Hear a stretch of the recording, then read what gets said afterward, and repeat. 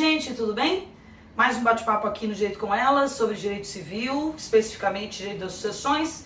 Isso porque no último domingo tivemos nosso exame de ordem e caiu o direito das sucessões mais uma vez. Nós tivemos como objeto de exame de ordem o direito das sucessões na segunda fase e fazendo um registro importante que quem assistiu o vídeo do Direito com Elas no último domingo se deu bem, porque a nossa queridíssima Fernanda Macedo, nossa musa do direito do consumidor, falou a respeito da perda de uma chance no seu vídeo e o pessoal chegou a fazer o exame de ordem, qual era o tema da peça de civil. Então, mais uma vez, vamos fazer aqui, como a gente já fez em outras edições, uma análise de questão de exame de ordem.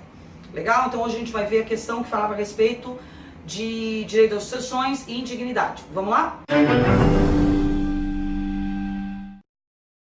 Bom, gente, a questão, então, de segunda fase do exame de ordem, a prova de direito civil, fazia referência a um caso de tentativa de homicídio de um filho que tentou matar o pai e, por isso, ela deveria ser declarada indigna. Então, vou ler a questão e, em seguida, vamos fazer a análise das possibilidades. Vamos lá. Luiz, viúvo, residente domiciliado em Maceió, tinha 3 filhos, Jorge, Clarissa e Joana, e nenhum neto. Jorge, enciumado com o tratamento preferencial que Luiz dispensava às suas irmãs, tenta matar seu pai, desferindo-lhe 2 tiros, dos quais, por sorte, Luiz consegue escapar ileso. 2 anos antes, este registrara testamento público, estipulando que seu patrimônio disponível deveria ser herdado por Jorge e Joana. Luiz vinha a falecer durante viagem a Salvador, em 2017, deixando como herança líquida o montante de 2 milhões de reais. Com base na hipótese apresentada, responda os itens a seguir. Qual medida judicial poderá ser utilizada por Joana para evitar que Jorge venha a suceder Luiz? Há algum prazo limite para isso? B. Qual o foro competente para processar e julgar o inventário de Luiz? Como sempre, a OAB fez a ressalva de que não basta transcrever o artigo e sim deve ser explicada a questão. Bom, falando da primeira pergunta colocada pela ordem, qual é a medida que Joana, uma das herdeiras, deve tomar para que o Luiz, para que o Jorge, melhor dizendo, seja impedido de receber herança? Bom, o Jorge, então, tentou matar o pai, Luiz, desferindo-lhe 2 tiros, e o pai escapou ileso da tentativa. Isso não muda o fato de que Jorge tentou matar o pai Luiz. O artigo 1814 prevê a possibilidade de indignidade. São várias as possibilidades. Lembrando que o rol do artigo 1814 é taxativo, ou seja, não existem outras razões de indignidade fora do artigo 1814.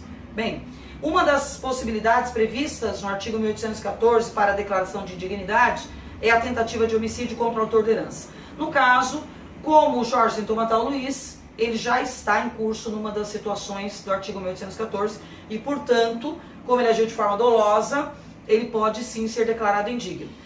O prazo para que Joana, uma das herdeiras, possa promover ação declaratória de indignidade é 4 anos, contados do falecimento do pai Luiz. Então, veja, o problema coloca uma situação em que a gente poderia pensar, nossa, mas o pai colocou em testamento que o filho Jorge seria beneficiado com a herança, veja.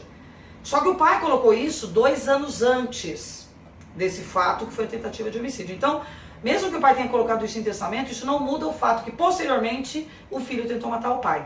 Então, já que o fato foi posterior ao testamento, não vale a deixa testamentária.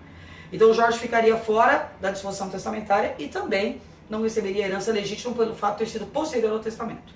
Então, no caso, a resposta correta deveria ser: Joana deveria ingressar com ação declaratória de indignidade com base no artigo 1814, em função da tentativa de homicídio, e a ação deveria ser a ação declaratória de indignidade prevista no artigo 1815, que pode ser promovida no prazo de até 4 anos, contados da data do falecimento do autor da herança, no caso do seu pai. Então, contados do falecimento de Luiz, Joana teria o prazo de 4 anos para ingressar com ação declaratória de indignidade, porque é um fato previsto no artigo 1814, a tentativa de homicídio.